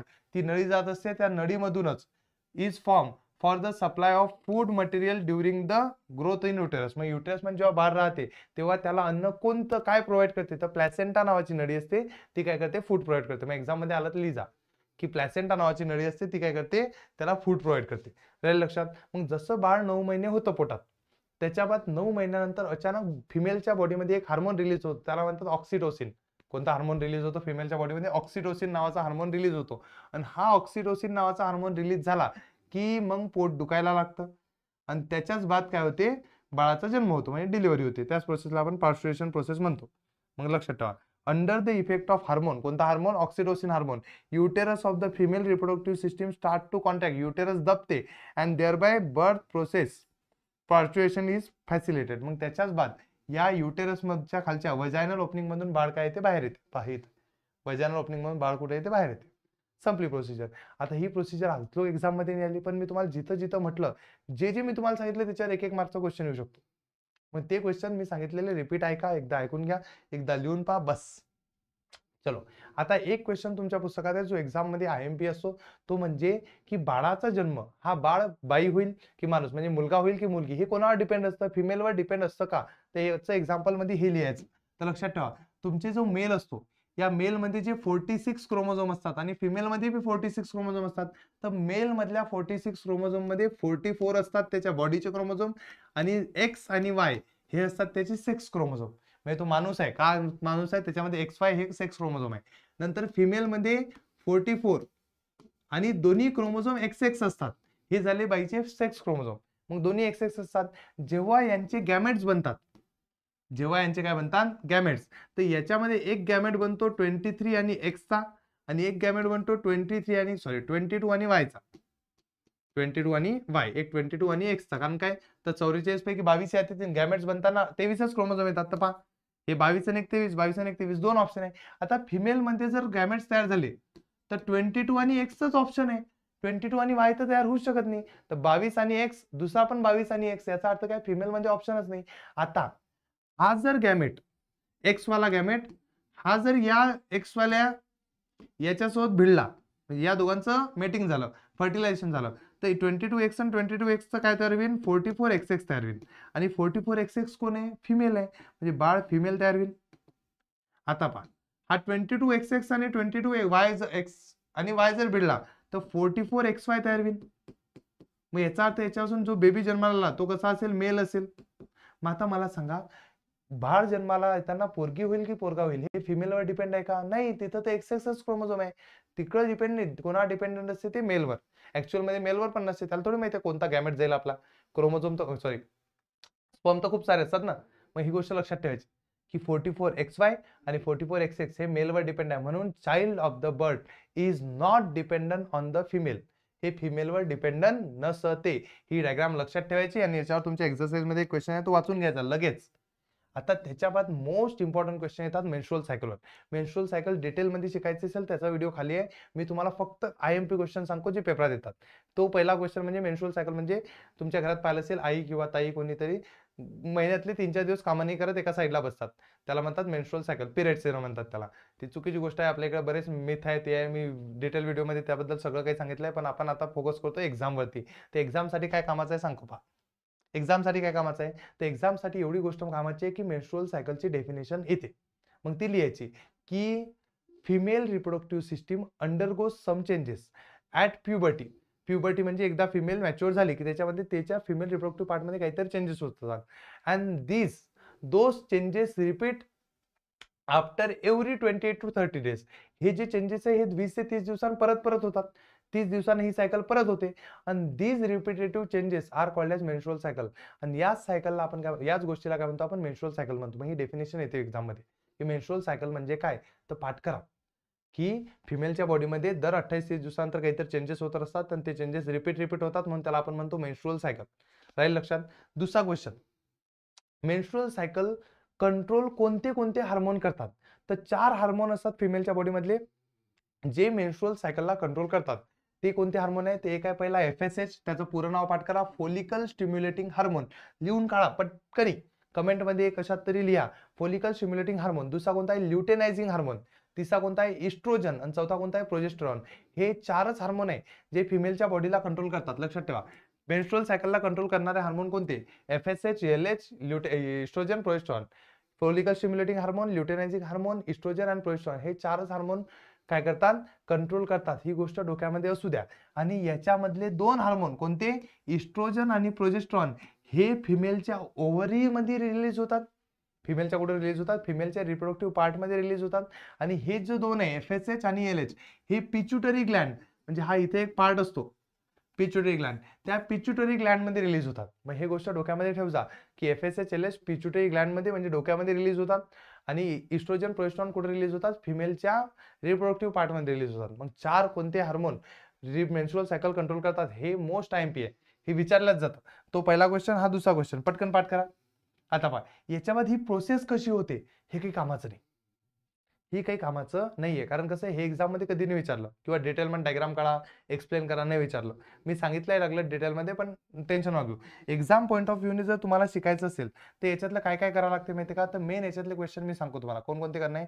तर सगळ्यात महत्त्वाची गोष्ट ती या प्रोसिजर मध्ये काय होते, मी तुम्हाला एकदा जनरल आयडिया सांगतो. पहा ही डायग्राम आहे बुक मध्ये तुमच्या. तर या प्रोसिजर मध्ये काय होत असते, तर लक्षात ठेवा, फिमेलच्या बॉडीमध्ये युटेरस म्हणून एक पार्ट असतो, तुम्ही नाही ऐकलं, शिकलोय आपण. त्या युटेरस मध्ये काय होत असते, तर या युटेरस मध्ये लक्षात ठेवा, पहिल्या दिवसपासून डे 1 to डे 5, हे लक्षात ठेवा, मी एकूण एक गोष्ट अंडरलाईन करतो, हेच कामाचं आहे. डे 1 to डे 5 या दिवसात फिमेलचे पिरियड ऑफ मेन्स्ट्रुएशन असतं, म्हणजे या टाइममध्ये ब्लिडिंग होतं, BLEEDING. ब्लिडिंग म्हणजे या टाइमला ब्लड येतं आणि बॉडीमध्ये जेवढं बी ते असतात आतमधल्या गोष्टी त्या बाहेर येतात. कोणकोणत्या गोष्टी असतात मी तुम्हाला थोड्या वेळात सांगतो, ऐकून घ्या. पिरियड ऑफ मेन्स्ट्रुएशन म्हणतात त्याला. मग डे 1 to डे 5 हे लक्षात ठेवा. पिरियड्स विचारतात एक्झाम मध्ये की सांगा की मेन्स्ट्रुएशन, पिरियड ऑफ मेन्स्ट्रुएशन कोणता असतो, तर डे 1 to डे 5 हा असतो पिरियड ऑफ मेन्स्ट्रुएशन. लक्षात ठेवा, जर विचारलं पिरियड ऑफ मेन्स्ट्रुएशन म्हणजे कोणता पिरियड असतो, डे 1 to डे 5 हा काय असतो, पिरियड ऑफ मेन्स्ट्रुएशन. आता त्याच्या बाद फिमेलच्या बॉडीमधला जो युटेरस होता त्याची वॉल निघून जाते, मग ती वॉल परत तयार होते. मग काय होते, 5व्या दिवसापासून ती वॉल तयार होते. तर मग लक्षात ठेवा, period of regeneration of endometrium, त्या वॉललाच एंडोमेट्रियम म्हणतात. युटेरसच्या वॉलला काय म्हणतात, एंडोमेट्रियम. मग ते पिरियड ऑफ, हे पाठ करा direct, period of regeneration of endometrium, endometrium परत तयार होण्याचा पिरियड, त्याला काय म्हणतो आपण, हा पिरियड असतो. डे 5 to डे 13 म्हणा, डे 5 to 13, 5 ते 13 कोणता दिवस, लक्षात ठेवा. पहिला मेन्स्ट्रुएशनचा पिरियड कोणता असतो, मेन्स्ट्रुएशनचा पिरियड, पिरियड ऑफ मेन्स्ट्रुएशन विचारलं तर डे 1 कोणता, लक्षात ठेवा, डे 1 to 5. हा जर विचारला 5 to 13, 5 ते 13, हा असतो रिजनरेशन ऑफ एंडोमेट्रियम वॉल. हे एक्झाम मध्ये विचारतात हा, लक्षात ठेवा. याच्या बाद जो फिमेलच्या बॉडी मधला ओसाइट असतो तो बाहेर निघत असतो. कशातून बाहेर निघत असतो, तो लक्षात ठेवा, ओसाइट नेहमी, हा जो ओसाइट असतो, हा जो फिमेलचा गॅमेट असतो, याच्यावर एक कवरिंग असतं, त्या कवरिंगला म्हणतात फोलिकल. काय म्हणतात त्याला, फोलिकल. मग या फोलिकल मधून हा ओसाइट म्हणजे फिमेल गॅमेट बाहेर निघतो. या प्रोसेसला म्हणतात ओव्ह्युलेशन. ती डेफिनेशन आपल्याला पाठ करायची, सांगतो तुम्हाला. ती ओव्ह्युलेशन कोणत्या दिवशी होते, तर 14व्या-15व्या दिवशी होते, लक्षात ठेवा. मग period of ovulation, ovulation period कोणता, डे 14 to 15, 14व्या किंवा 15व्या दिवशी काय होते, ओव्ह्युलेशन होते. मोस्टली जर एकच दिवस विचारला तर 14वाच दिवस लिहा. डे 14 हा पिरियड ऑफ ओव्ह्युलेशन असतो, डे 14 हा पिरियड ऑफ ओव्ह्युलेशन असतो. आणि याच्या बाद तो ओव्ह्युलेशन झालं की तो फिमेल गॅमेट मेल गॅमेटची वाट पाहतो की जर मेल गॅमेट मेल गॅमेट भेटले तर ते युटेरसमध्ये इम्प्लांट होतील, तर युटेरसची वॉल तयार होते. तर युटेरसची वॉल जी तयार झाली होती इथं पहा, तिच्यामधले बाकीचे ग्लँड्स तयार होतात. मग period of secretion of glands in endometrium, तर युटेरस मधल्या वॉलचे ग्लँड्स कधी सुरू होतात, तर डे 16, कधीपासून डे 16 टू डे 28, 28 दिवस पर्यंत हे सिक्रेशन चालतं. मग हे 4 क्वेश्चन विचारले जाऊ शकतात. पहिलं period of menstruation 1 to 5, period of regeneration of endometrium 5 ते 13, period of secretion of a glands in endometrium 16 ते 28 आणि ओव्ह्युलेशन कधी होते डे 14. मी सांगतो हे 2 क्वेश्चन विचारल्याच जाणार नाही. फक्त ओव्ह्युलेशनची डेफिनेशन विचारलं जाईल. ती डेफिनेशन मी तुम्हाला 1 मिनिटात करून देतो. पटकन पहा. चला म्हणा ओव्ह्युलेशनची डेफिनेशन काय असते, तर हेच असते. हा पहा, ही डेफिनेशन पाठ करा पटकन लवकर. काय, under the effect of follicle luteinizing hormone oocyte is, कुठे काय, मी डेफिनेशन चांगली लिहून देतो. Under the effect of luteinizing hormone follicle FOLLICLE follicle burst BRUST burst अँडच्या बाद इथून परत सुरू करा, अँड पासून परत जसं तसं फोलिकल ब्रश एवढं लिहा. And oocyte is release, this process is called as ovulation. आणि हे होते 14 डेला, डे 14 लाच होते, लक्षात ठेवा. कधी होते डे 14 ला. मग हे पाठ करा ओव्ह्युलेशन डेफिनेशन.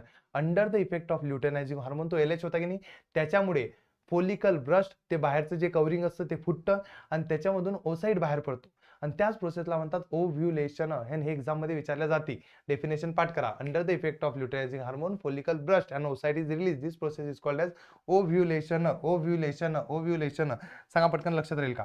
बस मग याच्याबद्दल एवढंच कामाचं आहे.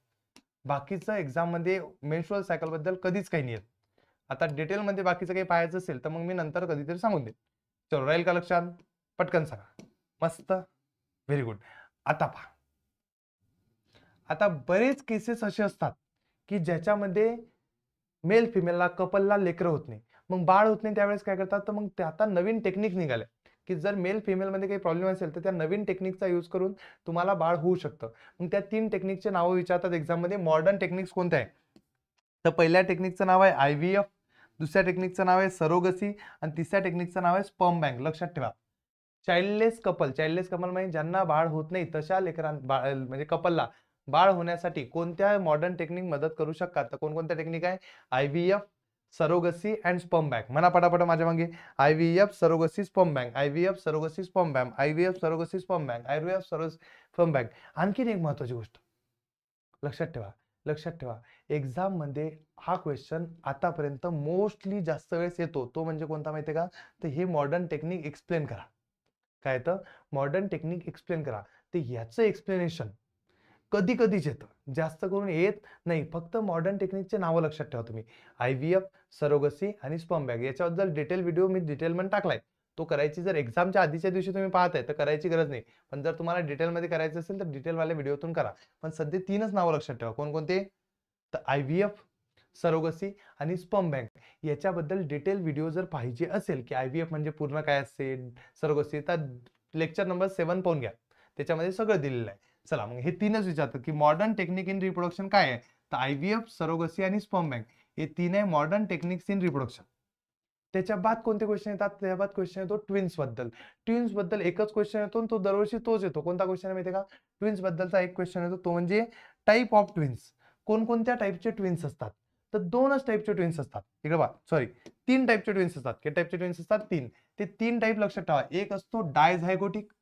डायझायगोटिक म्हणजे असे ट्विन्स जे 2 अलग अलग झायगोट पासून तयार होतात. आणि एक असतो मोनोझायगोटिक, जे ट्विन्स जे सेम झायगोट पासून तयार होतात. मग जे सेम झायगोट पासून तयार होतात ते बिलकुल सेम दिसतात. जे अलग अलग झायगोट पासून तयार होतात ते अलग अलग दिसतात. मग लक्षात ठेवा, डायझायगोटिक ट्विन्स, मोनोझायगोटिक ट्विन्स. लक्षात ठेवायचं. 2 टाईप ऑफ ट्विन्स विचारलं की हे 2 लिहायचे. आणखीन तिसरा टाईप मी तुम्हाला सांगतो. कोणते 2 टाईप्स ऑफ ट्विन्स आहे, तर पहिला आहे मोनोझायगोटिक ट्विन्स. मोनोझायगोटिक ट्विन्स बद्दल एक गोष्ट लक्षात ठेवायची, हे बिलकुल सेम दिसतात. तर पहा, this twins are genetically exact similar. ते एकाच झायगोट पासून बनतात म्हणून ते बिलकुल सेम असतात. मग पहिला सिमिलरिटी लक्षात ठेवा, ते बिलकुल सेम असतात. दुसरं, due to this such twins are exactly similar in their appearance, म्हणून ते सारखे दिसतात. जेनेटिक सेम आहे म्हणून ते दिसायला सेम असतात. अँड दिअर जेंडर, त्याचं जेंडर पण सेम असते, दोन्ही मुलीच असतील किंवा दोन्ही मुलंच असतात, ते असं मेल फिमेल दोन्ही मिक्स नसतात. Both will be either boys or girl, एक तर दोन्ही पोरं असतील एक तर दोन्ही पोरी असतील असेच असतात. मग मोनोझायगोटिक बद्दल काय शिकले, तर पहिला टाईप ते जेनेटिकली सेम असतात म्हणून दिसायला सेम असतात, त्याचं जेंडर पण कसं असते सेम. दुसरा कोणता टाईप होता, डायझायगोटिक ट्विन्स. डायझायगोटिक मध्ये काय असतं, तर असे ट्विन्स म्हणजे जे अलग अलग सारखेच असतात. हे बघा, सच ट्विन्स आर जेनेटिकली डिफरंट, याचं जेनेटिक सेम नसते, त्यामुळे हे कधी कधी सेम जेंडरचे असतील, दोन्ही मुलं दोन्ही मुली बी असू शकतात किंवा एक मुलगा एक मुलगी पण त्यात जन्माला येऊ शकते. पण डायझायगोटिक मध्ये जे ट्विन्स जन्माला येतात ते फक्त त्याचा जन्माचा टायमिंग सेम असतो, त्याच्यात बाकीचं काहीच सिमिलर नसते. लक्षात राहील. मग एक असतो मोनोझायगोटिक, एक असतो डायझायगोटिक. पण जो मोनोझायगोटिक वाला कंडिशन आहे, एकाच झायगोटचे दोन बनतात, तर कधी कधी जर ते एकाचे दोन व्हायला जर लेट झालं, एकाचे दोन ट्विन्स व्हायला म्हणजे एका झायगोटचे दोन झायगोट व्हायला जर थोडा दिवस लेट झाले, तर ते ट्विन्स एकमेकांना चिपकतात. म्हणजे त्याच्यामधले बॉडी पार्ट एकमेकांमध्ये कॉमन असतात, जसं की याच्यात पहा, हे दोघं एकमेकांना चिटकलेले आहे. मग असे ट्विन्सला म्हणतात कनजॉईंट ट्विन्स. काय म्हणतात त्याला, कनजॉईंट ट्विन्स. कनजॉईंट किंवा त्याला सायमिस म्हणतात, कनजॉईंट ट्विन्स. मग कनजॉईंट ट्विन्स किंवा कोणते, सायमिस ट्विन्स. मग हे एक्झाम्पल लक्षात ठेव जा, विचारतात ते. मग तीन टाईपचे ट्विन्स आहे, मोनोझायगोटिक, डायझायगोटिक आणि तिसरा कोणता आहे, कनजॉईंट. कनजॉईंट म्हणजे एकमेकांना जुळलेले ट्विन्स. लक्षात राहतील. मग हे तीनच आजपर्यंत विचारले, राहील लक्षात. मस्त, मग एवढंच आहे, संपलं. आता लास्ट क्वेश्चन जो आला होता आणि सगळ्या लेकरांना बिमार पडून गेला, तो म्हणजे अशा 2-3 बिमारीची नावं सांगा जे रिप्रोडक्शनच्या संबंधित आहे. मग पोरांना माहितच नव्हतं, तर लक्षात ठेवायचं, ही 2 बिमारी लक्षात ठेवायचं. सगळ्यात पहिली बिमारी कोणती आहे, तिकडे बघा. पहिली आहे सायफिलस. कुठे गेला, हा, सायफिलस ही बिमारी आहे जी रिप्रोडक्शनच्या याच्यामध्ये होत असते. राहील लक्षात. सेक्शुअल डिसीजचं नाव विचारलं तर पहिलं कोणतं लिहिसान, सायफिलस. सायफिलिस सायफिलिस सायफिलिस, सेक्शुअल डिसीज मध्ये सायफिलिस येते. नंतर दुसरा सेक्शुअल डिसीज कोणता आहे, तर गोनोरिया.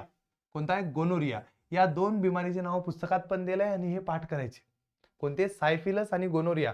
सेक्शुअल डिसीजचे नाव विचारतात, यात एड्स गिट्स ते बी लिहिलेच चालतील, पण सायफिलस आणि गोनोरिया या वर्षीचे हे दोन नाव आलेच पाहिजेत, राहतील लक्षात. आता बस संपलं. याच्या बाद IMP क्वेश्चन मध्ये काहीच नाहीये, झालं क्लास. हा शेवटचा क्वेश्चन फक्त एक, की मेथड्स ऑफ फॅमिली प्लॅनिंग म्हणून एक क्वेश्चन आहे तुम्हाला पुस्तकात, त्यात लिहून टाकायचं. मेथड्स ऑफ फॅमिली प्लॅनिंग मध्ये काय येतात, कॉन्डम्स येतात ज्याच्यामुळे लेकरं कमी होतील, असं की सेक्शुअल कॉन्टॅक्ट आल्यावर बी लेकरं बाळ झालं नाही पाहिजे, त्यासाठी 3 आहे. कोणता आहे, दुसरं कोणता आहे, कॉपर टी, कॉपर UID किंवा कॉपर टी म्हणतात त्याला, COPPER, कॉपर टी. आणि नंतर म्हणतात ओरल कॉन्ट्रासेप्टिव्ह. 3 लक्षात ठेवायचे मेथड्स ऑफ फॅमिली प्लॅनिंग मध्ये. बस, याच्याबद्दल डिटेल व्हिडिओ मी टाकलाय. आता तुम्ही या चॅप्टर मधलं मी तुम्हाला जेवढं जेवढं सांगितलं हे होतं फक्त IMP. मग तुम्ही म्हणसान सर यात मोठा क्वेश्चन येत नाही का, तर मोठा क्वेश्चन आला तर फक्त IVF वर येईल. कशावर येईल, IVF. आणि बाकीचे जेवढे मोठे क्वेश्चन होते की डिफरन्स बिटवीन असेक्सुअल सेक्सुअल, तो पण मोठाच क्वेश्चन आहे. मग तुम्हाला सांगितला मधामधात नेहमी मोठे क्वेश्चन कधीच याच्यावर आलेले नाहीये. नेहमी एका मोठा क्वेश्चन मध्ये मेन्स्ट्रुअल सायकल पुरी एक्सप्लेन करा नाही येत. मेन्स्ट्रुअल सायकल देतात, त्याच्यावर 5 क्वेश्चन विचारतात. मग तुम्हाला मी त्या सगळी प्रत्येक डायग्राम प्रत्येक गोष्ट एक्सप्लेन करून दिली. एवढ्याच्या भरोशावर तुम्ही पेपरला जाऊ शकता. म्हणून तुमचा उद्या पेपर आहे, तर आज हा व्हिडिओ पाहणं बेस्ट होत तुमच्या आधी. पण जर तुमचे पेपर बरेच दूर असतील तर सांगतो डिटेलवाले व्हिडिओ पण पाहून घ्या. चलो बाय, थँक्यू सो मच. आता भेटू आता उद्याच्या लेक्चर मध्ये, ज्यामध्ये शिकू आपण नेक्स्ट चॅप्टर. असंच वन शॉट मध्ये मी तुम्हाला सगळे चॅप्टर कंप्लीट करून देईन. चलो बाय, थँक्यू सो मच.